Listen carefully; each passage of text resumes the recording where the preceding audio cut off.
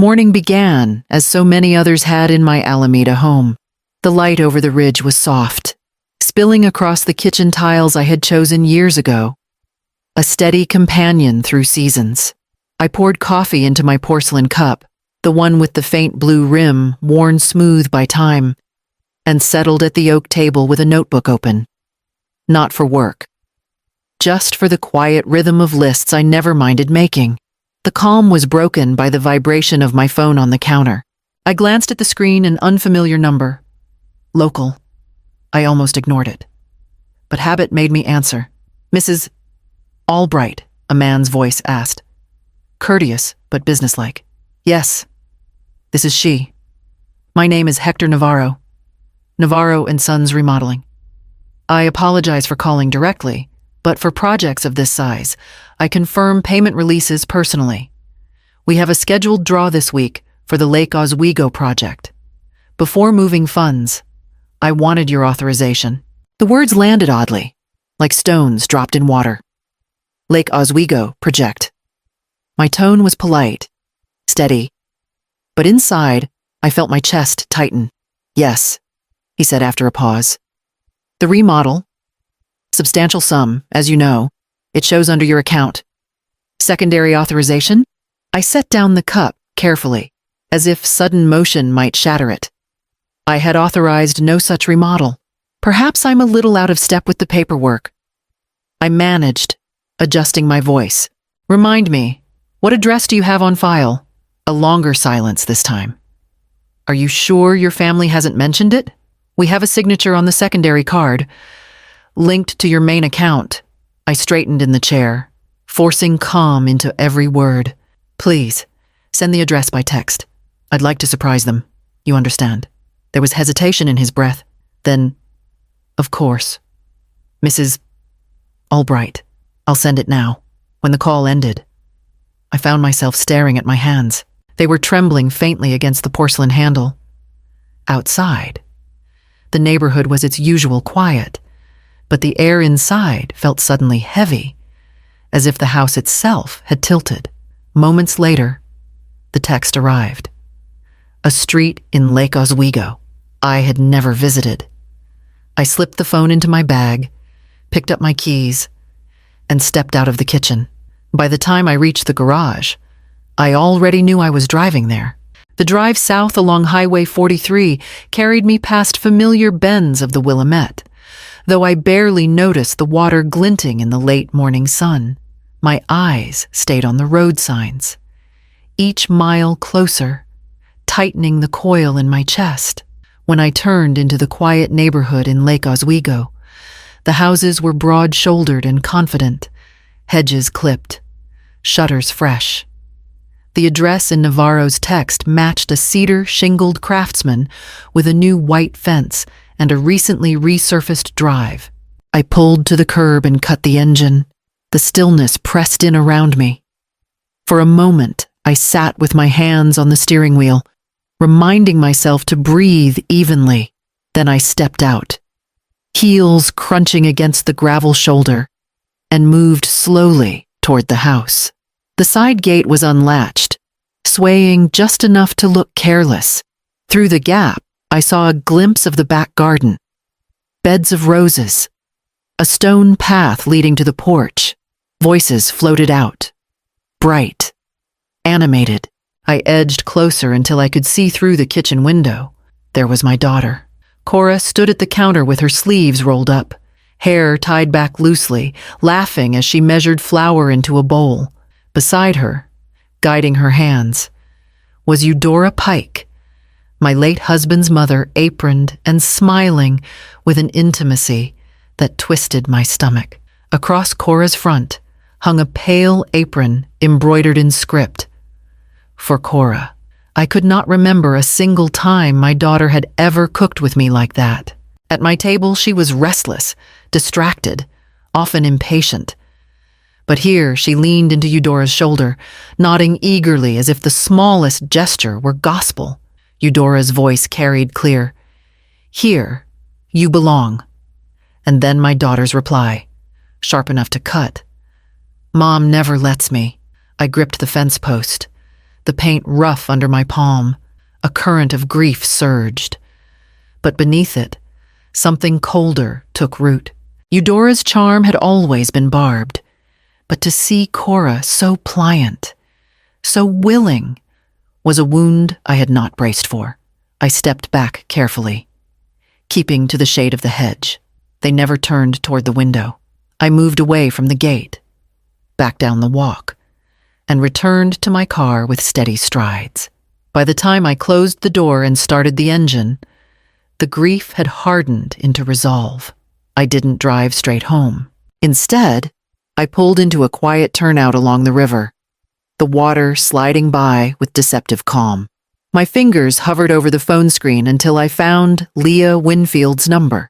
She answered on the second ring, brisk as always. "Leah, it's Marin. I need to talk about something urgent." Her tone softened. "What happened?" I explained in clipped sentences the contractor's call, the remodel, the secondary card, the address. She listened without interruption, the silence on her end carrying more weight than any words. When I finished, she said, "First, we secure your accounts, freeze any joint access, dispute the unauthorized charges, and gather a clean record. Then we decide whether to file civilly or push for restitution. But Marin, you need to move quickly and quietly." I pressed my forehead against the steering wheel, breathing in the faint scent of leather. Quietly is the only way I can manage this. Leah's steadiness steadied me. She promised to draft immediate instructions for the bank, then added, "Keep every receipt, every notification. Paper trails win wars." After we hung up, I stayed parked, staring at the water. My thoughts drifted backward to the years after Richard's death. I had managed bills, contracts, the house, all while raising Cora.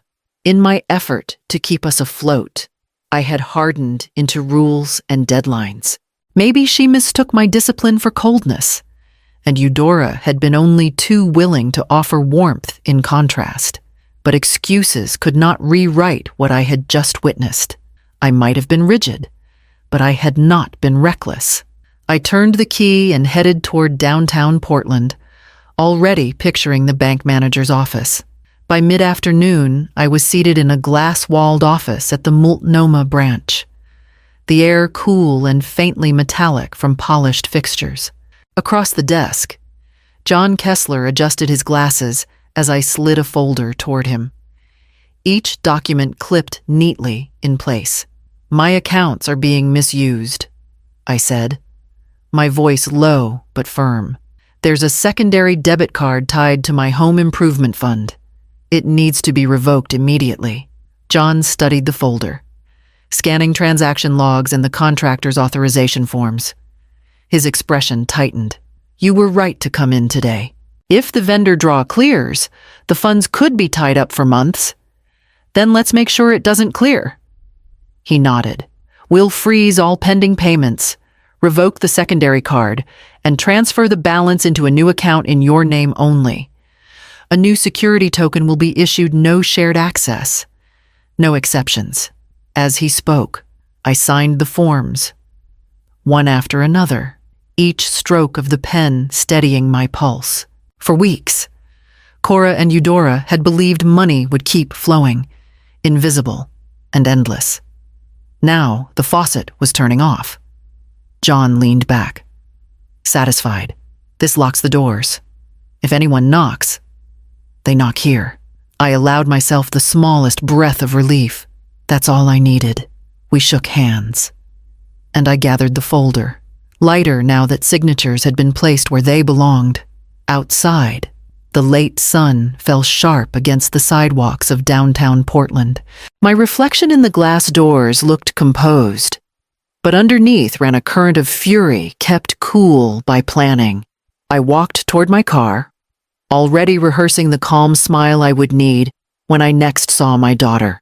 The next morning, I suggested to Cora that we meet for coffee. She agreed easily, too easily, and I knew she wanted something. We chose a cafe on N.E. Fremont, One of those bright corners where the windows stretch wide and the air smells of warm pastries. Cora arrived with her hair tied in a loose knot, a look she must have learned from Eudora, who favored effortless elegance. She kissed my cheek quickly and settled across from me, her hands restless around the cup the barista placed in front of her. We spoke first of harmless things, her classes, a movie she had seen with friends, the weather turning. Then, almost as if slipping a card under the table, she asked, "How are your accounts? You've always had more than enough for projects." "Right." I sipped slowly. "Why do you ask?" She shrugged, eyes darting. "I just think, not everyone wants a life like yours. Some people want something warmer. Gran says you sometimes forget that." The words were rehearsed. I could hear Eudora's cadence in them, my daughter parroting her grandmother's judgment. I smiled, not too wide, not too thin, and touched her hand briefly across the table. "I'm glad you have strong opinions. It means you're thinking about your future." Her face brightened, as if I had agreed with her, though my heart thudded with the knowledge she had no idea the accounts she imagined open to her had already closed. We lingered a few more minutes before she rose. Already glancing at her phone, I watched her leave, her shoulders squared with borrowed confidence, and finished my coffee in silence, preparing myself for the moment the illusion would break. The offices of Navarro and Sons sat in a modern brick building off Canyon Road. Tidy rows of cars in the lot, glass doors that gave a polished view of reception. I parked at the far end, letting myself watch for a moment before walking in. Through the windows, I could see Cora's familiar figure, eager, animated, standing beside Eudora as if she were the partner in this arrangement.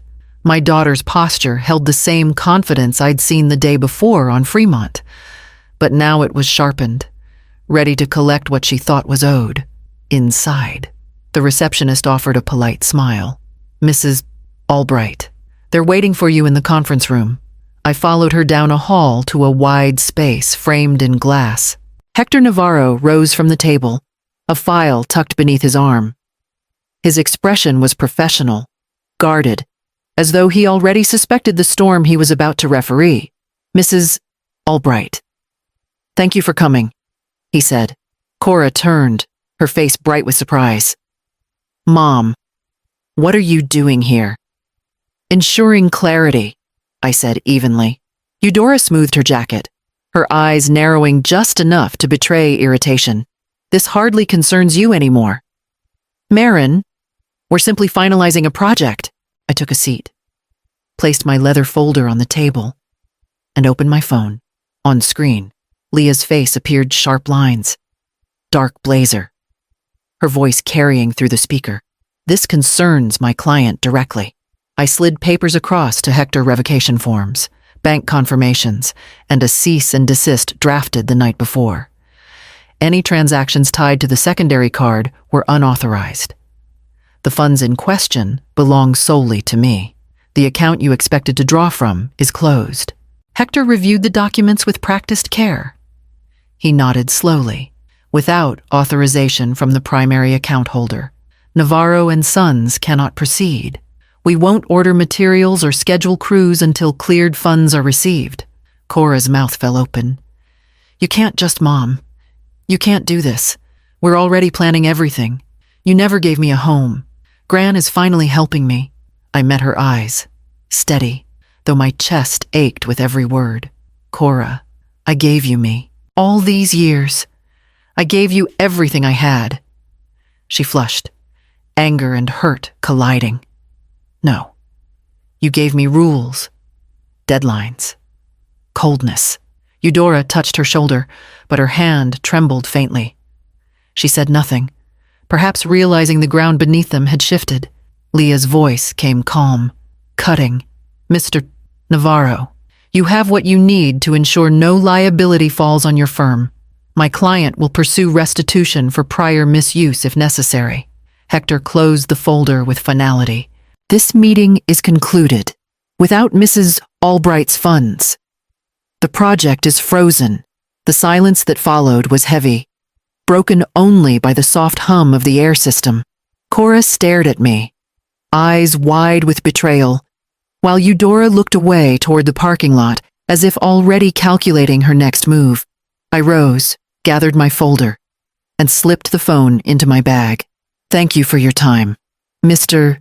Navarro, Cora's voice followed me, shaking now. You're destroying everything. I paused at the door, turned just enough to look at her. No, Cora, I'm stopping you from destroying me. Then I left the glass room, my heels striking the polished floor, each step carrying me toward the parking lot where the confrontation I had avoided so far would finally meet me head on. The air outside carried the tang of asphalt warming under the afternoon sun. I walked toward my car, but footsteps hurried behind me, uneven, stumbling. Mom, wait, Cora called, her voice cracking. She caught up and grabbed my arm. Her eyes were wet, her face pale. You didn't have to do that in there. We could have figured something out. I eased my arm free. Cora, you forged my name on those authorizations. That wasn't figuring something out. That was theft. Her lips trembled. It was for us.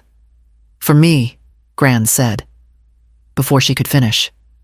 Eudora appeared, her stride purposeful, her mouth set in a thin line. Enough. Cora. She made her decision. She turned her gaze on me, sharp as broken glass. You've always thought control equals love. But let me tell you, Marin, if you can't contribute, you can't dictate. You're not the only one with a say anymore. The words slid off me like cold rain. Contribution isn't measured in stolen checks and promises. I contributed years of my life, my work, my care for this family, and I'll not have you rewrite that. Cora pressed forward, desperation spilling out. Please. Mom, don't shut me out. I can make this right. I didn't mean, but I held her gaze and let silence answer. There are moments when love, if allowed to bend too far, becomes a liability neither side can bear. I felt her grip weaken, her hand falling back to her side. Eudora looped her arm through Cora's, tugging her away. I unlocked my car and slid behind the wheel. The weight of the folder beside me, a reminder of the line I had drawn. When I pulled onto the road, the image of my daughter's stricken face stayed with me, sharper than any words exchanged. 2 evenings later, I received a message meant for no one but me. Not a call, just a voicemail left on my phone by accident. I recognized Cora's voice immediately, strained and defensive. Gran, you promised. You said this house was ours. Then Eudora's answer, brittle as dry wood. Promises change with circumstances. I cannot fund childish decisions. You'll have to find another way. The message ended abruptly. I sat at my kitchen table, listening twice more, until the truth was plain. The affection Cora had mistaken for loyalty had dissolved the moment the money dried up that night. My phone finally rang. Cora's voice cracked between fury and despair. She doesn't care. Mom. She said I was foolish. After everything, she just dropped me. Is this what you wanted to see me humiliated? I closed my eyes, steadying my tone. No. Cora, what I wanted was for you to see clearly. Eudora's support was never about you. It was about what she could gain through you. There was silence, then a sob muffled by pride. So what am I supposed to do now? I can't stay here. I can't go back to school looking like a failure. I let the pause stretch before answering. You're not a failure, but you need to start owning your choices. There are modest rentals in Montevilla and Kenton. I'll help you with references. You'll need to find part-time work and start a budget. Leah can draw up a repayment plan for the funds already used. Her breath hitched, half relief, half resistance. You'd really make me do all that? Yes, because protecting you from consequences isn't love, it's enabling. This time, you walk forward on your own legs. The line was quiet. Then the faintest whisper slipped through. "I'll think about it." When the call ended, I set the phone down and folded my hands. The house was silent, but in the silence I felt something shift, as if the door that had slammed on me days ago had now closed on Cora as well. Only she could decide whether to open another. The reading room at the central library was hushed, only the turning of pages breaking the air. I chose a long oak table near the windows, spreading out the documents Leah had drawn up. When Cora arrived, her shoulders were hunched, the spark that once lit her steps now dulled. She slid into the chair across from me without a word. For a moment, we sat in silence, the weight of unspoken things between us. Finally, I nudged the folder toward her. "This is the repayment plan. Monthly installments you can manage, given a part-time job. Leah has also arranged enrollment in a personal finance workshop at PCC. It will help you build new habits." Cora flipped through the pages, her hand trembling slightly. "And if I don't sign, then Leah pursues civil action. I don't want that." "Cora, but this is the line." She picked up the pen, hovered, and then pressed it to the page. One signature, then another. When she set the pen down, tears had gathered in her eyes. "Gran always told me you loved houses more than people," she whispered, voice frayed. "That you cared more about floor plans and ledgers than me." I felt the words settle like stones in my chest. But I leaned forward. "Steady, Cora. I loved you more than any house I ever touched. I worked because it was how I could keep us upright. Don't let her poison make you believe otherwise." Her tears spilled over. But she didn't turn away. For the first time in years, she let me see her cry. I gathered the folder, knowing the real work for her would begin now. By spring, the air had softened, and mornings no longer carried the sharp bite of winter. I found myself at my cafe on Fremont, the same corner where Cora once parroted Eudora's words back at me. This time, the barista smiled and asked what I wanted, instead of my usual dark roast. I said, "Surprise me." He nodded, scribbled something across a sleeve, and a few minutes later placed a steaming cup in front of me. The flavor was brighter, citrus cutting through the warmth. Not what I expected, but oddly welcome. While I sat there, my phone buzzed. A message from Cora lit the screen. A photo of her first rent receipt from a small Montevilla studio.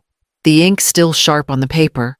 Beneath it, she had sent a screenshot of her PCC course schedule and another of her part-time job badge from a lighting showroom on SE Grand. Month 1 paid. Class starts Monday. Work's already training me on fixtures. I traced the edge of the phone with my thumb, allowing myself a breath of pride, tempered but real. Later that week, Leah called to confirm the restitution plan was steady payments arriving on time, the account balancing without strain. "She's keeping her word," Leah said, "and that counts for something." Meanwhile, whispers filtered back from Lake Oswego. Eudora's remodel had stalled. The framing stood bare, tarps flapping, neighbors remarking on the half-finished project. Her name, once spoken with admiration at garden clubs, now drew pity. She had built a promise on sand, and when the tide shifted, nothing held. That evening, I walked along Alameda Ridge. The houses perched above the city carried their histories in every brick and window. I thought about what a house means, walls to stand within, but also the unseen labor that holds them upright. Lives are not so different. Back at my studio, I opened the ledger. The pages were filled with projects and dates, each carefully recorded. On a fresh line, I wrote, "Cora Life Build Owner Cora Albright." Under it, the first entry, rent. Month 1. Received. I closed the book gently, the ink still drying, and set it on the shelf where ledgers of past years rested. Some builds fail, others are abandoned. But the ones that stand are the ones you rebuild with your own hands.